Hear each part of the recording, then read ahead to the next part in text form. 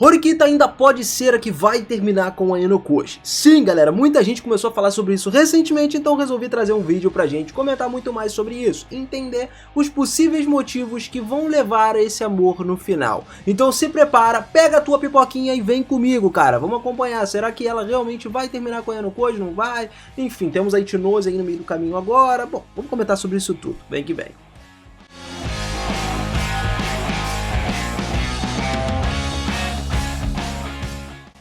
Fala, seus otakus, beleza? Eu sou o Vinas e sejam muito bem-vindos a mais um videozão aqui no canal. E galera, entre todas as personagens femininas da série, eu tenho bons motivos pra dizer que a Horikita vai acabar como par romântico da Ayano Koji no futuro.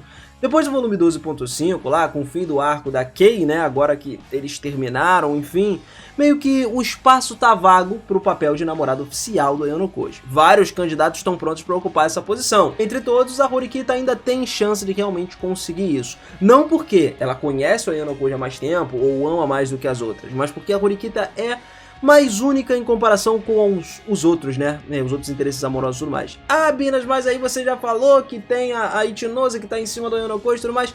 Calma, pequeno gafanhoto, deixa eu terminar de falar. Olha, acontece que a Ichinose, cara, ela não oficializou o relacionamento com a Ayano Koji. Eu posso trazer um vídeo mais especificamente pra falar com vocês do porquê que ela não está namorando com a Ayano Koji. Assim, os caras são só amigos coloridos, digamos assim.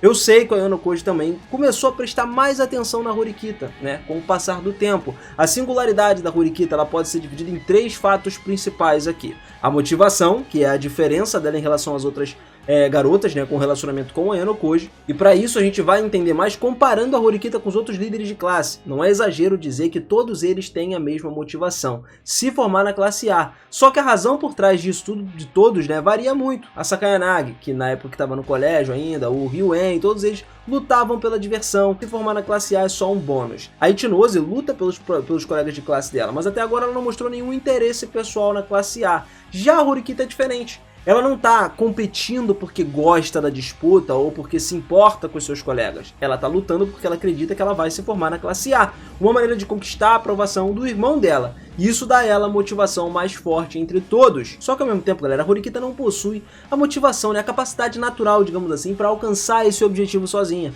É por isso que ela precisa aprender e treinar, né, para se tornar uma líder melhor. Foi aí que o Ayano Koji entrou. Enquanto a Sakayanagi e o Ryuen queriam derrotar ele, a Ichinose queria possuir o Ayano Koji, a Horikita é a única que não tem essa obsessão. Ela conhece o objetivo final dele, o que é compreensível, já que eram colegas de classe, e isso impede ela de se fixar nele, permitindo que ela cresça da melhor forma possível. A jornada da Horikita envolveu dois dos melhores alunos que já passaram pela escola, mas ela não queria vencer eles ou superá-los. Desde que a conversa com o irmão dela rolou lá no volume 10, cara, ela percebeu que nunca iria superar a Ayano Koji, mas também percebeu que ela não precisava disso para terminar onde ela tinha que terminar. Anos de mal entendidos com o seu irmão fizeram a Horikita perceber que ela só precisava se concentrar em si mesma. Se for obcecada, né, pelo Ayano Koji, ela só traria resultados negativos para si mesma, cara. Algo que a gente já viu acontecer com outras personagens. O Ryuen se quebrou, a Sakayanagi tomou decisões ilógicas por causa dos seus sentimentos com a Ayano Koji. A Horikita até agora ela conseguiu esquivar disso aí, ela manteve o foco no objetivo. E essa motivação é o que torna o relacionamento dela com a Ayano Koji tão único. Enquanto as outras garotas estavam sempre desamparadas por ele, ou confiavam cegamente nele, a Horikita manteve uma distância segura. Isso permitiu que ela enxergasse de forma objetiva quem o Ayano Koji realmente é. Ah, Binas, mas ela chorou quando ele... Mano, olha só. Ele ter saído da turma dela foi um baque pra todas as pessoas. E por ela estar próxima do Ayano Koji, o Ayano Koji não ter contado nada pra ela, ele meio que isso foi um baque pra ela também, deixou ela pra baixo. Mas cara, ele teve motivos pra fazer isso, a gente já falou disso tudo nos outros vídeos, que fizeram a Horikita evoluir, a Horikita crescer como pessoa pra seguir o seu objetivo. Bom, lá no volume 10 do primeiro ano, teve até uma história paralela que explicou claramente por que a Horikita não conseguia confiar no Ayano Koji. Logo depois do exame de classe, onde o Ayano Koji ficou no primeiro lugar lá na votação, a Horikita confrontou ele para perguntar como ele tinha conseguido isso, mas aí ele respondeu que ele simplesmente não fez nada. E esse foi o momento em que a Horikita sentiu medo de se aproximar demais do Ayano Koji. Depois que ele saiu, a Kei surpreendentemente se aproximou da Horikita e perguntou sobre o que estavam conversando, e a Horikita respondeu honestamente, disse que o Ayano Koji não confiava nela. Ouvindo isso, a Kei fez outra pergunta: como que você pode confiar em alguém que não confia em você? Sacou a ideia? A Horikita, ela começou a estremecer com essa pergunta, só que ela respondeu que não podia confiar no Ayano-Koji, falando pra que isso? Porque achava que alguma coisa assustadora ia vir dali, que seria traída, e a Kei não entendeu. Afinal de contas, ela já não tinha mais nada pra temer, e mesmo assim deu um conselho importante. Se a Horikita continuar com medo, o relacionamento entre ela e o Ayano-Koji nunca vai começar. E essas palavras ficaram profundamente gravadas no coração da Horikita. Essa cena traçou claramente uma linha que separa ela das outras garotas. Mesmo que o Ayano-Koji seja o único que a Horikita conseguiu abrir o seu coração, ela ainda mantém uma certa cautela com ele, porque ela não consegue entender completamente que tipo de pessoa o Ayano-Koji realmente é, diferente de personagens como a Kei, que pararam de questionar e simplesmente se tornaram ferramentas obedientes pro Ayano-Koji. A Horikita, ela continuava questionando as ações dele, sacou? Ela duvidava das coisas, mas isso também demonstrou que ela queria conhecer ele melhor. E galera, existem momentos em que a Horikita faz perguntas diretas, demonstrando curiosidade genuína sobre o passado do Ayano-Koji. Que tipo de infância ele teve, aonde ele viveu, que tipo de educação ele recebeu. Ela não sabe de nada disso, ela quer entender mais sobre o porquê que ele é dessa forma, e acredita que a personalidade dele não simplesmente nasceu assim, deve ter sido moldada por experiências intensas, que no caso foi. Essa suspeita existe desde que a Shabashira contou a ela sobre a nota do exame de admissão do Ayano-Koji, onde ele tirou 50 em todas as matérias, que era o necessário para passar. Desde então a Horikita passou a duvidar constantemente das suas palavras, das suas ações, acreditando que sempre tem um significado oculto por trás de tudo que ele faz. Talvez esse seja o motivo pelo qual ela demorou pra caramba pra desenvolver sentimentos românticos por ele. Só que o Ayano-Koji nunca respondeu adequadamente as perguntas da Horikita sobre o seu passado, sobre o seu relacionamento com o Yagami, com a Ichika, né, que são membros da Sala Branca. Tem simplesmente algo que ele não pode compartilhar com ela. No final, a Horikita escolheu o caminho extremo. Ela decidiu procurar diretamente o pai do Ayano-Koji. E isso aconteceu em uma história curta lá no volume 12.5, durante o arco do segundo ano. Tem uma cena em que a Horikita vai lá, tá esperando lá pelo Watsuyomi e tal, depois de uma reunião que ele tinha. Só que o Watsuyomi não revelou nada sobre a Sala Branca. Mas o esforço da Horikita em busca dessa verdade é justamente a prova de que ela realmente deseja entender o vizinho invisível, né, chamado Ayano-Koji. O relacionamento entre Ayano-Koji e Horikita é profundo, é complexo, não dá pra classificar eles só como amigos ou colegas de classe. Pra Horikita, o Ayano-Koji é um colega insubstituível, alguém com quem ela realmente se importa, e ela se desculpou quando ele teve que destruir o seu próprio grupo, expulsando a Sakura. Também demonstrou certa preocupação quando ele afastou a Ichika. A forma como o Ayano-Koji olha pra Horikita é ainda mais significativa desde a conversa com o Manabu lá no volume 11, onde o Ayano-Koji já decidiu passar o restante da sua vida escolar ao lado da Horikita, ou talvez a palavra mais adequada seja experimentar, né? Durante todo o primeiro ano, ele tentou viver como um estudante comum, escondendo as verdadeiras habilidades, para ele não atrair a atenção da galera. E ela, a Horikita, nunca teve as respostas exatas sobre o porquê que ele escolheu fazer isso. Mas tudo indica que ele estava cansado de ser constantemente observado na Sala Branca, de ser o centro das atenções. Depois de conquistar a liberdade, o Ayano-Koji ele escolheu saborear essa vida, sem vigilância, né? Até 3 dias antes de ser chamado de volta. Porém, depois de uma conversa lá com o Manabu, o Ayano-Koji ele optou por fazer uma aposta, sacrificar a sua tranquilidade para poder ver que tipo de pessoa a Horikita poderia se tornar.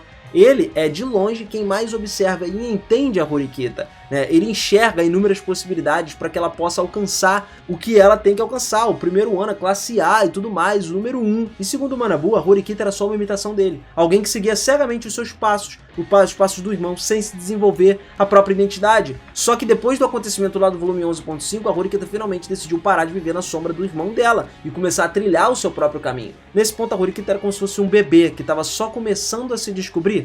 De forma muito semelhante à Horikita, o Ayano-Koji nunca desenvolveu uma personalidade real, enquanto ele estava lá na Sala Branca. Então, o crescimento emocional dele só começou quando ele se matriculou nessa escola. É por isso que ele se interessa tanto pela Horikita, se posiciona como observador, para ver que tipo de caminho ela vai tomar para o seu futuro. Pode-se até dizer que o Ayano-Koji estava tentando criar a própria Sala Branca dele, usando todas da escola ali, né? Como se fosse a galera, como se fossem os alunos dele, e ele como um instrutor, sacou? Ele estava tentando aprender também. E até agora a Horikita foi quem apresentou o maior crescimento como pessoa. A Horikita pode ser mais fraca em termos de habilidade, né, se comparada com os outros líderes de classe, só que ela ainda foi abençoada com colegas muito talentosos, e o desafio dela é reunir essas pessoas em torno de um objetivo em comum. Mais da metade da sua turma era um fardo para os demais, só que ainda assim eles conseguiram competir com as classes da Sakanagi, do Ryuen, e isso só foi possível porque a Horikita conseguiu unir todo mundo. Mesmo que a gente saiba que o Wano Koji foi o maior responsável, né, ele que teve a maior parte do progresso da classe D aí e tudo mais,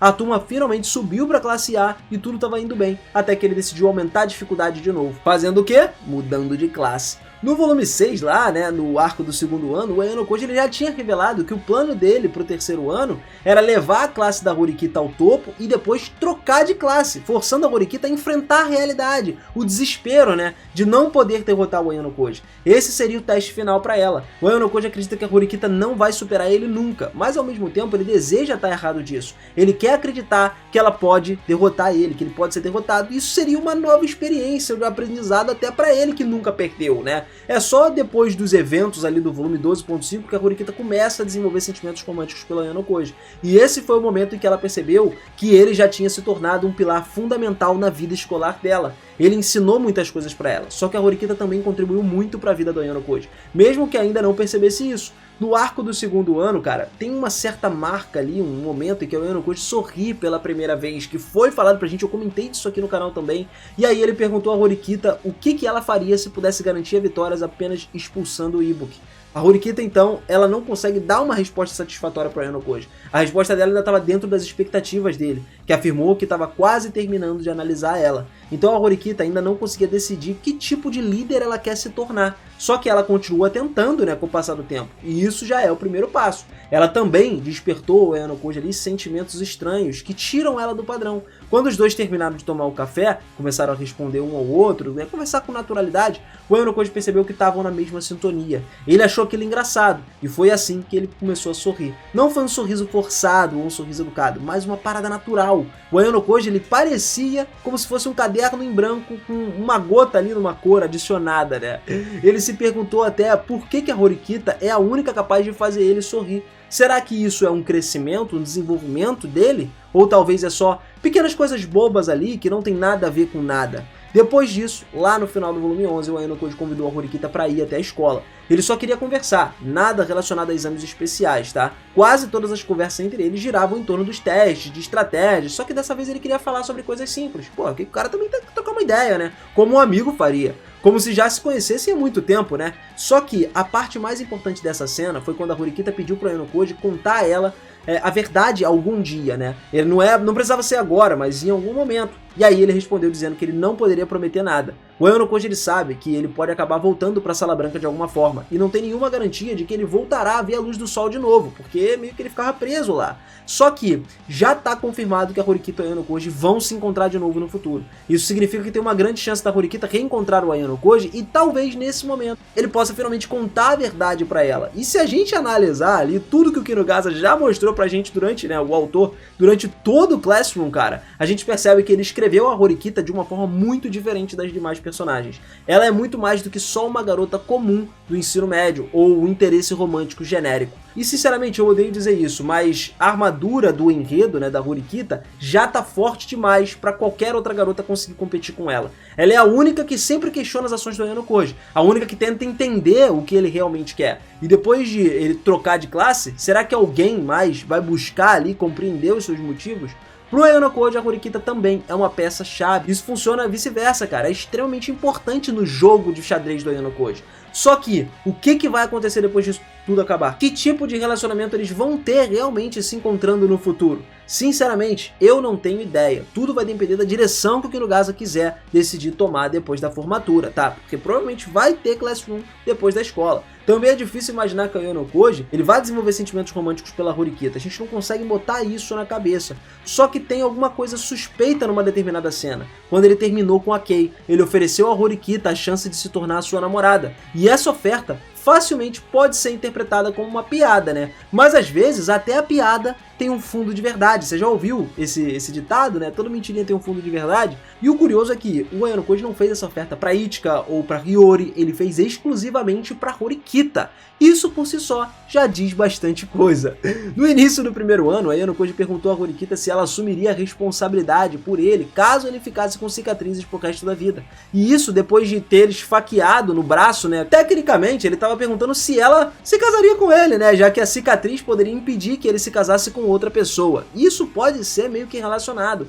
Claro que ele não estava falando sério, obviamente. Então assim, galera, a proposta de namorada candidata, na minha opinião, não foi só uma piada. Ele parece ter sido uma forma de testar os sentimentos ali da Horikita por ele naquele momento, naquela época. A maioria das garotas que o Oenokoji já ajudou acabou se apaixonando por ele, só que a Horikita nunca demonstrou nenhum sinal claro de afeição. Os motivos por trás disso ainda são desconhecidos, tá? Também é notável que o Oenokoji sempre repara nas reações da Horikita e ao toque físico, principalmente ao toque físico dele. Inicialmente ela ficava com raiva, depois irritadinha, então passou a só olhar pra ele e mais recentemente permitiu que ele abraçasse por alguns segundos. Isso já é significativo o suficiente, já que ela claramente não gosta de contato físico casual com outras pessoas. Durante a celebração da vitória lá da Horikita, ela ficou visivelmente desconfortável quando notou o rosto do Oenokoji muito próximo do dela. Eles estavam só conversando um do lado do outro, então o rosto já estava lá, próximo, enfim, mesmo sem fazer um movimento intencional para isso. Essa aproximação parece uma aproximação calculada. E o Oenokoji também notou algumas mudanças de comportamento dela nos capítulos mais recentes, especialmente em relação à forma como ela lidou, né, com o relacionamento dele com a Kei, e isso indica que poderia de alguma forma ele estar provocando a Horikita deliberadamente. A minha teoria é só um palpite, né, digamos pra vocês, mas é que o Oenokoji, ele tá secretamente torcendo para uma das duas coisas acontecerem. Que a Horikita não se apaixone por ele para que ele possa manter, né, o foco total na batalha que se aproxima, ou 2, que ela se apaixone por ele de fato para que ele possa controlar ela da mesma forma que ele fez com os outros, ou talvez ele só queira genuinamente conquistar o afeto da Horikita. Bom, vai saber, né? Eu quero saber a sua opinião sobre isso, então já comenta aí pra gente trocar mais ideias sobre Classroom of the Elite, porque tem muita coisa pra gente falar. Horikita possivelmente pode terminar com ele, apesar de muitas coisas já serem ditas aí. Eu acho que ainda tem mais um caminho pra gente percorrer. Bom, família, eu vou ficando por aqui. Não esquece de se inscrever no canal e de ativar o sininho se você quiser acompanhar muito mais de Classroom com a gente. Aquele forte abraço, beijo no coração e até a próxima. Valeu!